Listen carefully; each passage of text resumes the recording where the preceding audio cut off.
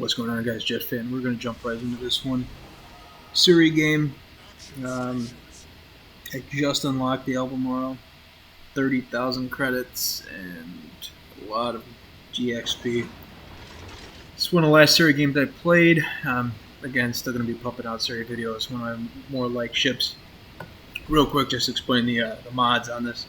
It's a double steering gears and a Bruce Fraser. So we have the range, fire for this number 2, damage reduction for number 3, steering for number 4, and fully packed. So that's basically a quick rundown, and then inspirations on him is Russian Kutuzov for range, and Makawa for detectability. So that's basically a quick rundown here. My plan here is to swing wide, go into A. It's going to be a pretty decent game in the Surrey. We'll see if this game, is enough to pull out a win or not. So, you'll find out later. You kind of see the writing on the walls as it goes. But again, friendly destroyer is in there contesting A. I push around this corner a little bit aggressively, kind of blindly. So not maybe the best play. The thing I like about this build is it gives you the range still, right, with Fraser and double steering gears. You still have the relative agility, 4-ish rudder second time shift, right? And you also have the range. So these are heavy cruisers for the British line, kind of hybrids. You don't really want to be up close and personal. You see big chunks there, good guns on these. Atlanta takes a pretty big salvo there, 6 normal pens. But I'm also getting damage dealt thrown at me pretty well as myself. So in general, I like having the option to stay at range a little more and fight with this. 3 Citadels, I mean, it's just absolute rippers on this Atlanta. So that just kind of shows exactly what's up with the Surrey, and first blood medal there, 30,000 damage already. So King George is out there lobbing shells at me. He gets 1 hit for about 2k on my stern. So we have friendly destroyer in A. So at this point I said, alright, I'm going to turn around. I'll keep, this King George wants to keep firing at me, so be it. I'm going to let our friendly destroyer cap A. Turns out to not necessarily be the case. I think he got reset or something happened there, because we went from having a good chunk of A captured to not. You look on the map real quick, you take a quick peek, and you say, alright, we're in pretty good shape here. Friendly destroyer sails out of the A cap. So I don't know what's going on with him. I don't know if he was being pressured or pushed on that cap or what. So I'm not going to criticize that play. All I know is that what my original thought was obviously didn't work out. So now Reds are on A. My guess is he got pushed off the cap because almost immediately after he left the cap, Reds basically went onto the A cap. King George is sailing in here. So we're throwing some HE shells out, trying to get some fires, do a little bit of burn damage, get him to cycle through that damage con. Surrey in general, I think, is a ship, and this British line overall, the heavy cruiser line, is a line that is more for those who like a challenge. That's the nicest way I can put it. I felt like in most of these, I play relatively well, and you look up on the scoreboard and you say, man, it's only a 85k damage game, and really one sinking. And I felt like my positioning was well, and I was attracting a lot of damage and this, that, the other thing, and the XP doesn't reflect that. So again, these are very unforgiving ships. You give a flat broadside and this to something, and go back to port. You had a good round. Try it again next time. So A is captured by the Reds. We got B and C here. Basically just kind of looking for an opening, throwing shots out, trying to start some fires, trying to do some damage, trying to knock off some health from some of the Reds here. Surrey, every 13 seconds, I'm throwing out new shells.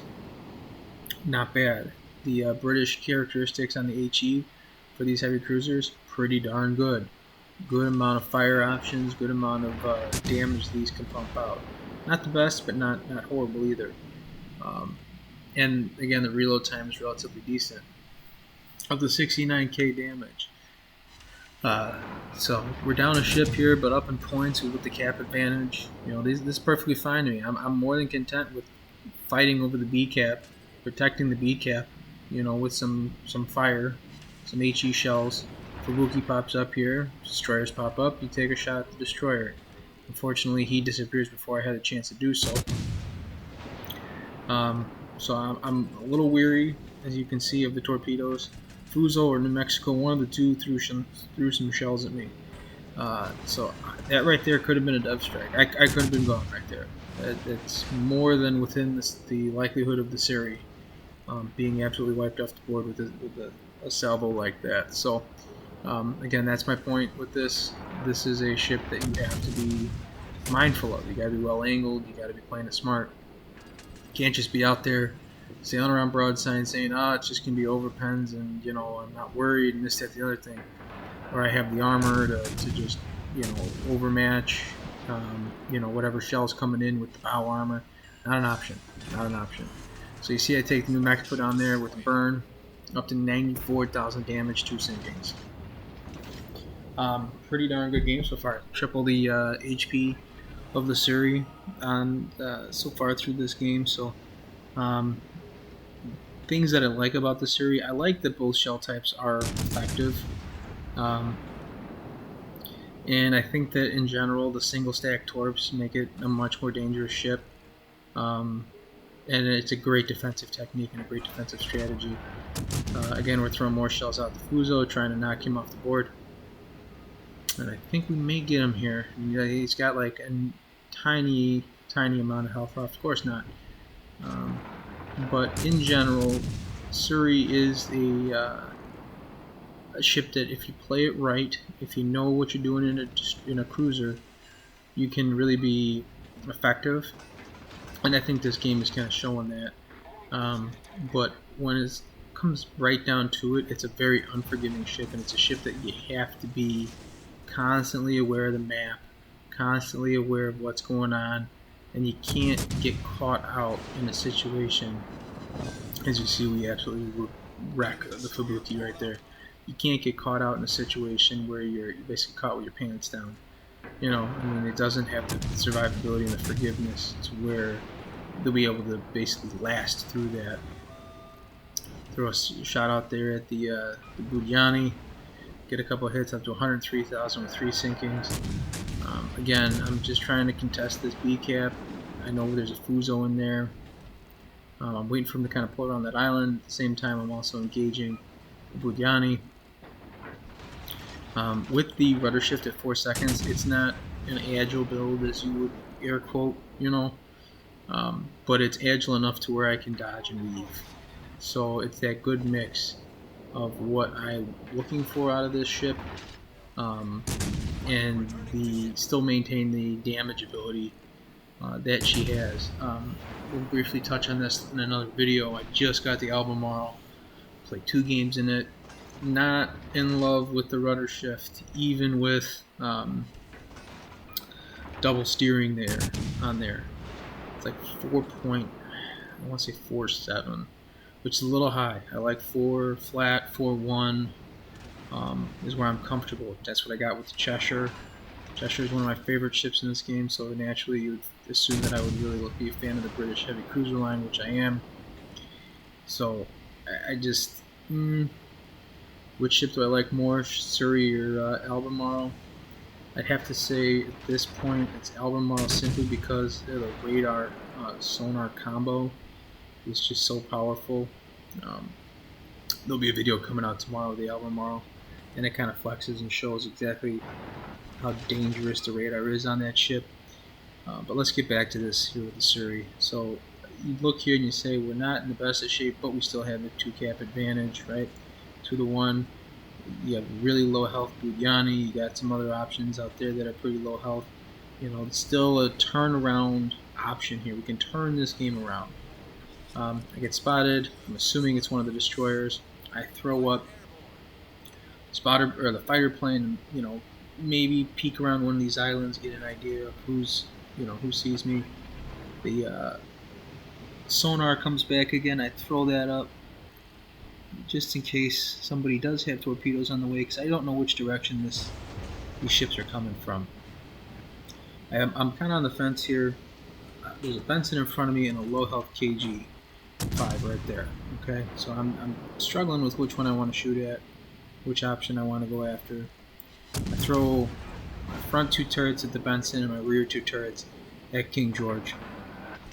I want to get the King George off the board, because at this point I say, all right, we need the points, we need the caps, right? So because we just lost the C cap, so if we get this King George off the board, all right, there it is. That kind of gives us a little bit more of a padding.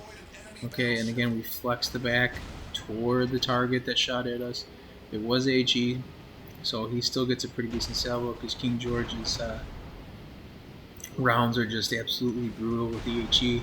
At this point, we drop spot. We're sailing in very aggressively at this destroyer. My plan is to go after this destroyer, knock him off the board, give ourselves an advantage here, and try to flip this C cap. So my plan is, if I knock this Benson off the board, flip the C cap, we should be in a good enough shape to win. That's my thinking. I know torpedoes are on the way. I'm throwing all these shells out. I'm a little frustrated at this point, because I cannot believe that we have not taken him out. And again, we just don't have enough. So I was a little upset at that, because I can't believe that Benson survived British HE shells, and of course we still get him with a torpedo for the Kraken. So partial accomplishment on our objective there. We were able to knock out the destroyer, but then you see our Fuso goes down. We're up 100 points, but it's not really going to work out. A little frustrated here. So we have one destroyer against a destroyer and a battleship. So it was a toss-up game. It was a close game. 127,000 damage. So for me here, pretty decent chunk of medals. You got high caliber in there, I think. You got Kraken and First Blood somewhere in there. So you see me jump to the Fubuki here. Ideally, I would just like to see this Fubuki try to flip one of these caps and just not really get into an engagement. That's what I'm thinking here. All right, so this guy knows what he's doing. He's going to try to just flip the A cap. And as I say that, the enemy Reds get on the B cap. So it kind of throws a whole loop or chunk in my thinking. Still hoping that there's a chance that Fubuki could pull this one out. He comes sailing around the corner here, and he gets into an engagement. There's one thing Fubuki's not good at. It's a destroyer on destroyer engagement, especially against the German T-61. So maybe he got caught with his pants down there or what. I don't know. But he's going to take Torp. No, good job on the dodge there, but he takes a ripper salvo. Absolute ripper salvo, and T-61 starts him on fire. It's going to basically do it for the Fubuki. He goes down. Could have been a good win there. Just down to the wire. Even though it was a loss, it was still a fun game to be a part of. Those are the games we like to play. Ideally a win, but wire-to-wire games are fun. So there's a quick look at the Surrey. If you guys got an option, I would grind to it. It's a rewarding ship, challenging ship. If you like the video, go ahead and toss a like on it. We'll see you on the high seas next time, guys. 2,000 XP and a loss. So take care.